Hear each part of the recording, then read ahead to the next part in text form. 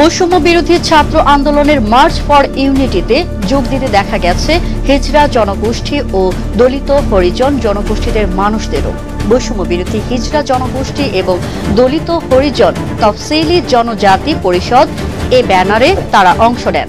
মঙ্গলবার রাজধানীর কেন্দ্রীয় শহীদ মিনারে এ কর্মসূচি অনুষ্ঠিত হয়। এতে সর্বস্তরের ছাত্র জনতা স্বতঃস্ফূর্তভাবে অংশ নেন। দলিত হরিজনদের সঙ্গে কথা বলে জানা যায়, তাদের কমিউনিটির ভীমপাল্লী ডেভিড রাজু এবং কৈলাস চন্দ্র রবিদাস জাতীয় নাগরিক কমিটির কেন্দ্রীয় কমিটিতে সদস্য হয়েছেন। তাদের সঙ্গে সমন্বয় করেছেন জাতীয় নাগরিক কমিটির আরেক সদস্য মোল্লা মোহাম্মদ ফারুক আহসান। জানতে চাইলে ডেভিড রাজু মোর নিউজকে বলেন, আজ পর্যন্ত রাজনৈতিক দলগুলো আমাদের ভোট ব্যাংক হিসেবে ব্যবহার করেছে, কিন্তু তারা আমাদের সাথে রাখেনি। কেউই আমাদের অংশগ্রহণ দরকার মনে করেনি। ছাত্রদের গণ অভ্যুত্থানের পর নতুন রাজনৈতিক ব্যবস্থা বা বন্দোবস্ত বলেন, এই প্রথমবার পিছিয়ে পড়া দলিত জনগোষ্ঠী থেকে আমাদের দুজনকে নাগরিক কমিটির কেন্দ্রীয় কমিটির সদস্য করা হয়েছে। তিনি বলেন, বর্তমান সংবিধানে আমাদের কোনো কথা নেই।